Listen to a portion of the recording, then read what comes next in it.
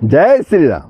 प्रभु, आप सबों ने श्री आनंद रामायण के मनोहर कांड के 10वां सर्ग का जो प्रथम भाग श्रवण किया था, वो प्रसंग था चैत्र मास की महिमा, चैत्र मास में स्नान का फल, चैत्र मास में अयोध्या की महिमा, चैत्र मास स्नान व्रती के करणीय कीर्तियों का विवेचन, चैत्र स्नान व्रती के लिए वर्जित पदार्थ।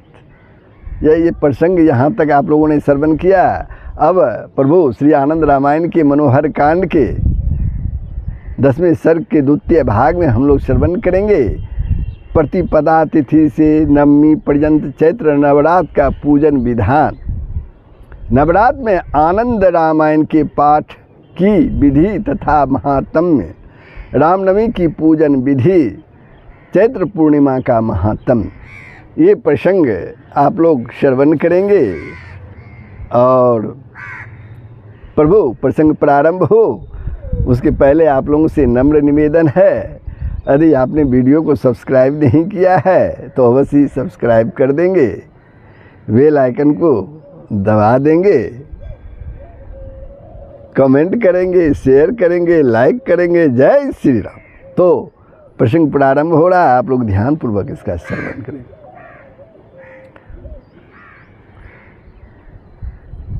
गुरु विष्णुदास जी, गुरु रामदास जी अपने शिष्य विष्णुदास से बोलते हैं, हे शिष्य विष्णुदास, चैत्र स्नान के इस प्रकार से मैंने 3 प्रकार बतलाए।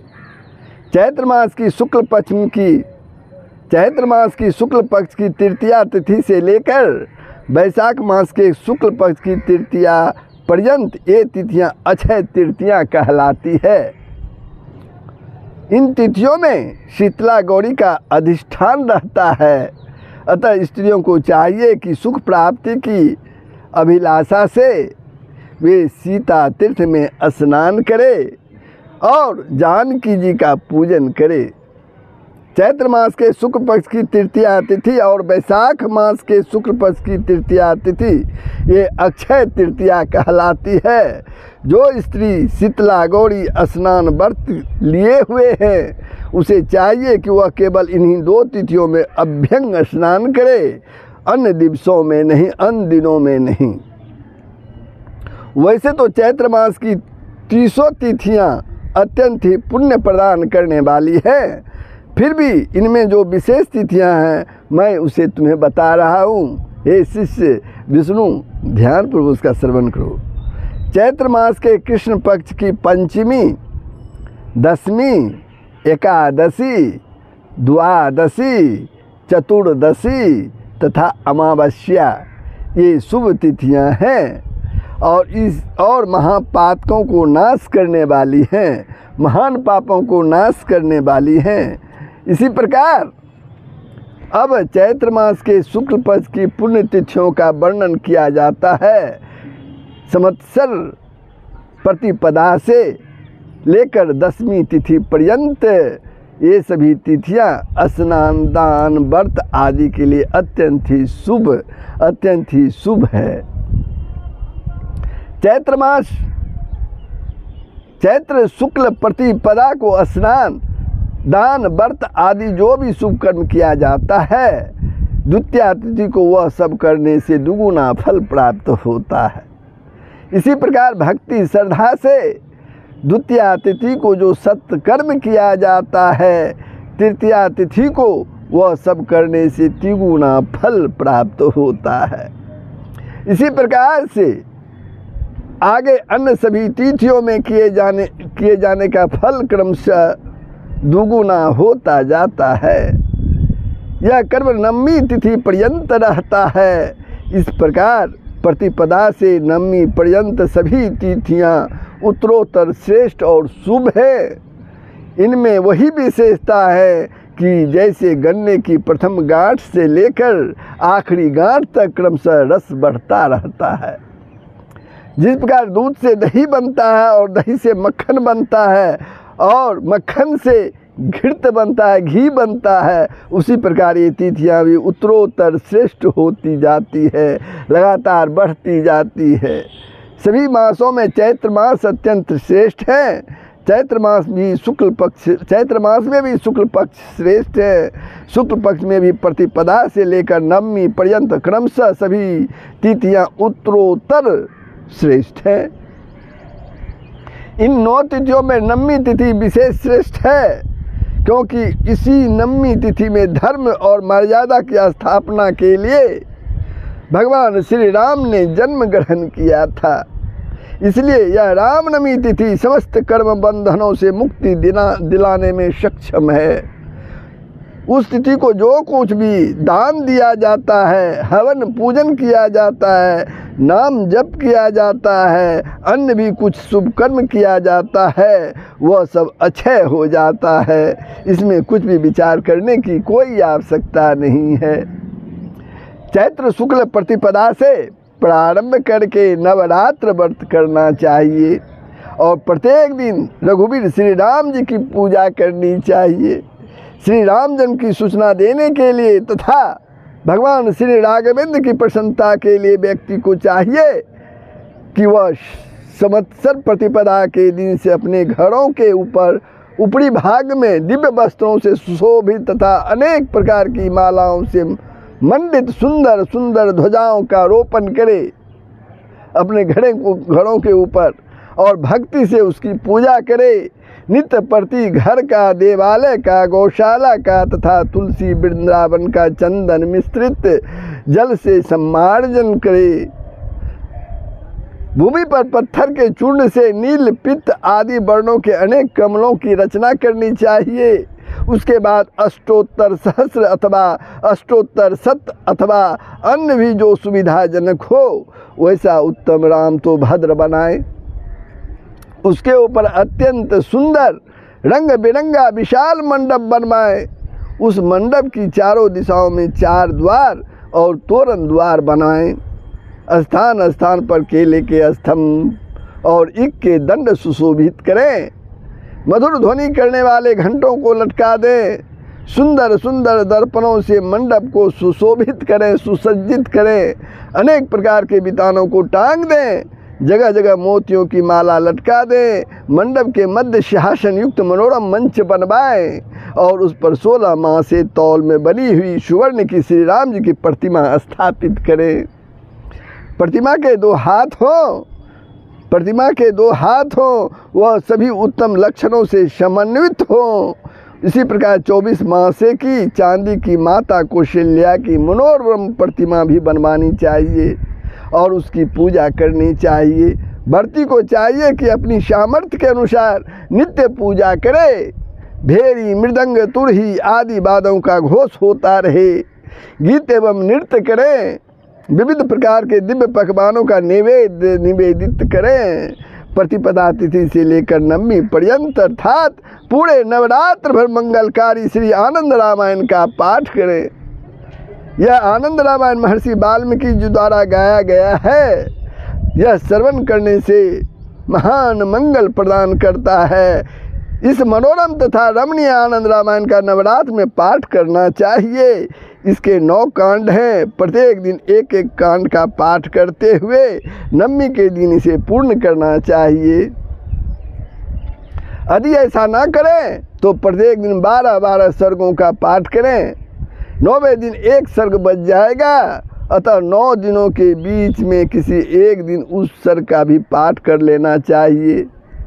इस प्रकार 108 सर्गों तथा सुमेरु रूप 109वें सर्ग से युक्त अवशिष्ट 1 सर्ग इस राम कीर्तन मालिका आनंद रामायण का 1 सर्ग इस राम कीर्तन मालिका आनंद रामायण रूपी माला का पाठ 9 दिनों में भगवान श्री राम के समक्ष करना चाहिए। सभी तीर्थों की यात्रा करने और सभी तीर्थों में स्नान करने से जो पुण्य प्राप्त होता है, सभी प्रकार के दानों देने से जो फल प्राप्त होता है, वही फल नवरात्र में श्री आनंद रामायण के पाठ से प्राप्त हो जाता है। चैत्र मास में नवरात्रों में जो आनंद रामायण के 1 श्लोक अथवा चौथाई श्लोक का भी पाठ करते हैं, आनंद रामायण के 1 श्लोक अथवा चौथाई श्लोक का भी पाठ करते हैं, वे मोक्ष के भागी होते हैं। इस प्रकार पूरे नवरात्र में माता कौशल्या और श्री राम जी का पूजन करना चाहिए। पुत्रवती सौभाग्यवती स्त्रियों का भी पूजन करना चाहिए। इस समय पुत्रयुक्त श्रेष्ठ ब्राह्मणों के भी पूजन का विशेष विधान है।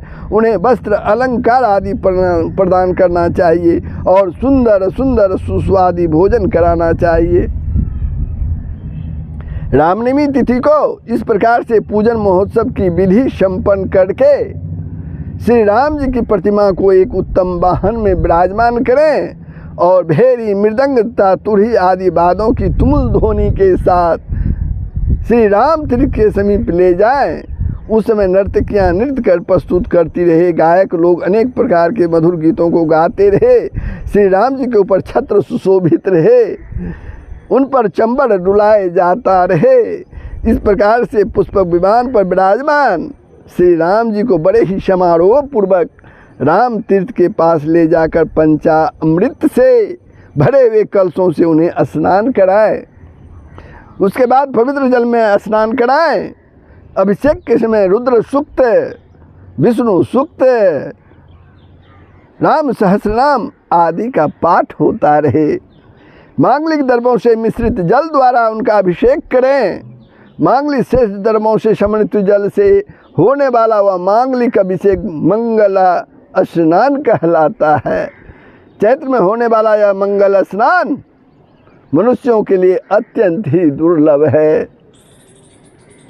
उस स्नान किए हुए पंचामृत को किसी तीर्थ में छोड़ दें और सभी लोगों को चाहिए कि शीघ्र ही उस पंचामृत मिश्रित तीर्थ जल में स्नान करें। 1000 बार किए गए और भृत स्नान से जो फल मनुष्यों को प्राप्त होता है वह फल श्री राम जी के मंगल स्नानीय जल में एक बार स्नान करने से प्राप्त हो जाता है। पुष्कर आदि पवित्र तीर्थों में तथा गंगा आदि पुण्य नदियों में स्नान करने से जो फल प्राप्त होता है वह फल श्री राम जी के मंगल स्नानीय जल में स्नान करने से प्राप्त हो जाता है।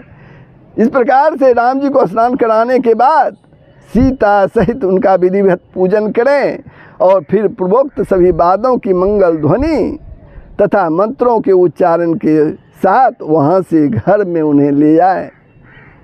यहाँ लाकर पुनः उनकी पूजा करें और श्री आनंद रामायण का 9 दिनों में जो पाठ किया था उस पारायण का उद्यापन करके उस शुभ ग्रंथ का पूजन करें। उस दिन अनेक प्रकार के मांगलिक उत्सवों को संपन्न करें। रात्रि में भजन कीर्तन आदि के द्वारा जागरण करें। 10वीं तिथि को प्रातःकाल ब्राह्मणों को पूजन कर उन्हें भोजन कराएं। तदंतर समस्त पूजन सामग्री गुरु को निवेदित कर दें। इसके बाद अपने बंधु बांधवों तथा मित्रों के साथ स्वयं भी प्रसाद ग्रहण करें। गुरु रामदास जी बोलते हैं, हे विष्णुदास, चैत्र के नवरात्र में इस प्रकार से व्रत का विधान बताया गया है। चैत्र मास के नवरात्र को अत्यंत श्रेष्ठ माना गया है। नवरात्रों में भी श्री रामनवमी तिथि परमार्थ को प्रदान करने वाली है। चैत्र मास में नवमी के समान शुभदायी अन्य कोई तिथि नहीं है। अब मैं चैत्र मास स्नान व्रत की उद्यापन विधि को तुम्हें बतलाता हूँ, जिसे संपन्न कर लेने से संपूर्ण चैत्र मास स्नान का व्रत सब प्रकार से सफल हो जाता है। अब चैत्र मास स्नान व्रत की उद्यापन विधि को ध्यानपूर्वक श्रवण कीजिए। गुरु रामदास जी बता रहे हैं, चैत्र मास के शुक्ल पक्ष की जो एकादशी तिथि है वह सभी तिथियों में श्रेष्ठ है। व्रती को उस दिन उपवास करना चाहिए। इसी प्रकार द्वादशी तिथि भी श्रेष्ठ है। इस दिन दध्योदन से जमदेव की पूजा करके जलपूर्ण घट का दान करना चाहिए। 3 तिथियां चैत्र मास में अत्यंत श्रेष्ठ है, द्वादशी, त्रयोदशी तथा पूर्णिमा। द्वादशी, त्रयोदशी तथा पूर्णिमा, इन तिथियों में स्नान दान आदि करने से सभी प्रकार के वांछित फलों की प्राप्ति होती है। जो चैत्र मास भर स्नान न कर सके और न नवरात्र व्रत कर सके वह चैत्र पूर्णिमा को स्नान कर ले तो चैत्र मास व्रत का पूर्ण फल उसे प्राप्त हो जाता है। इन सभी तिथियों में पूर्णिमा तिथि श्रेष्ठ है, वह सभी पातकों का विनाश करने वाली है। चैत्र मास स्नान व्रत का फल प्राप्त करने के लिए पूर्णिमा तिथि को उद्यापन का विधान बताया गया है। चतुर्थी तिथि को उपवास करें और पूर्व में बताई गई विधि के अनुसार एक सुंदर मंडप की रचना करें। मंडप में धान्य राशि के ऊपर जलपूर्ण कलश की स्थापना करें। कलश के ऊपर एक सोने का पात्र रखें, उसमें पंचरत्न छोड़कर वस्त्र से उसे आच्छादित कर दें, वस्त्र से उसे ढक दें। उस पात्र में सीता सहित श्री राम की स्वर्णमयी मूर्ति प्रतिष्ठित करें। उसके बाद गुरु की आज्ञा प्राप्त कर लक्ष्मण आदि भाइयों, हनुमान, सुग्रीव, विभीषण, अंगद तथा जामवंत सहित देव देवेश श्री राम की 16 उपचारों तथा नाना प्रकार के पकवानों के नैवेद्य से विधिवत पूजा करें। उस रात्रि में गीत, नृत्य, विविध वादों के वादन आदि के द्वारा जागरण करें। उसके बाद पूर्णिमा को सौपत्निक 30 ब्राह्मणों को अथवा अपनी शक्ति के अनुसार एक ब्राह्मण दंपति को आमंत्रित कर व्रती को चाहिए कि वह उन्हें खीर आदि दिव्यान्नों का भोजन कराएं। उसके बाद अतो देवाः इत्यादि मंत्रों से घृत मिश्रित तिलों के द्वारा हवन करें। देव देवेश्वर श्री राम जी तथा अन्य देवों की प्रसन्नता के लिए अलग अलग आहुतियाँ प्रदान करें। उसके बाद ब्राह्मणों को यथाशक्ति दक्षिणा प्रदान करें और उन्हें प्रणाम करें। उसके बाद व्रती को चाहिए कि पुनः श्री राम का पूजन करें। अन्य देवों तुलसी, कपिला, गौ आदि का भी विधिवत पूजन करें। इसके बाद वस्त्र, अलंकार तथा मालाओं आदि के द्वारा व्रत का उपदेश प्रदान करने वाली सौपत्निक गुरु की पूजा करें तथा ब्राह्मणों से क्षमा प्रार्थना करें और कहें कि आप सभी की कृपा से श्री राम जी मुझ पर प्रसन्न हो। इस व्रत के प्रभाव से मेरे द्वारा 7 जन्मों में किए गए सभी पाप विनष्ट हो जाएं, मेरी संतान दीर्घायु हो। इस पूजा के द्वारा मेरे सभी मनोरथ पूर्ण हो जाएं और देह के विनष्ट होने पर मुझे उस वैष्णव पद की प्राप्ति हो जो कि अत्यंत ही दुर्लभ है। इस प्रकार प्रार्थना करके ब्राह्मणों को संतुष्ट करें और फिर उन्हें विदा करें। व्रती को चाहिए कि रत्न आदि जो पूजन की सामग्री है वह सब गुरु को निवेदित कर दे। उसके बाद अपने मित्रों तथा बंधु बांधवों के साथ स्वयं भी भोजन ग्रहण करें, प्रसाद ग्रहण करें। चैत्र स्नान व्रती को चाहिए कि वह स्नान का फल प्राप्त करने के लिए इस प्रकार विस्तार पूर्वक उद्यापन की विधि संपन्न करें। जो मनुष्य इस प्रकार से चैत्र स्नान व्रत को करता है वह सभी पापों से मुक्त होकर भगवान विष्णु के सायुज मोक्ष को प्राप्त करता है। सभी प्रकार के व्रतों, सभी प्रकार के तीर्थों के सेवन तथा सभी प्रकार के दानों को देने से जो फल प्राप्त होता है उसमें भी करोड़ गुना पुण्य फल इस चैत्र मास स्नान व्रत को विधि पूर्वक अनुष्ठित करने से प्राप्त होता है। चैत्र स्नाई व्रती को देखकर उसके भय से देह में स्थित सभी पाप विनष्ट हो जाते हैं और अब हम कहाँ जाएं ऐसा कहने लगते हैं। अतः इस चैत्र मास स्नान व्रत को अवश्य ही करना चाहिए। श्री चैत्र मास की इस व्रत कथा को जो श्रद्धा भक्ति पूर्वक पढ़ते हैं और विष्णु भक्तों को सुनाते हैं वे व्रत करने के लिए वास्तविक फल को प्राप्त कर लेते हैं और उन सभी के सभी पातकों का विनाश हो जाता है, सभी पापों का विनाश हो जाता है। तो बंधु, ये प्रसंग जो था चैत्र मास के पूजन की विधि विधान आपको कैसा लगा ये कमेंट के माध्यम से अवश्य हमें बताएंगे। अगर आपने वीडियो को सब्सक्राइब नहीं किया है अवश्य सब्सक्राइब कर देंगे, शेयर करेंगे। जय श्री हरि। सबका कल्याण होगा, पूरे विश्व का कल्याण होगा। सनातन धर्म का मूल तत्व यही है।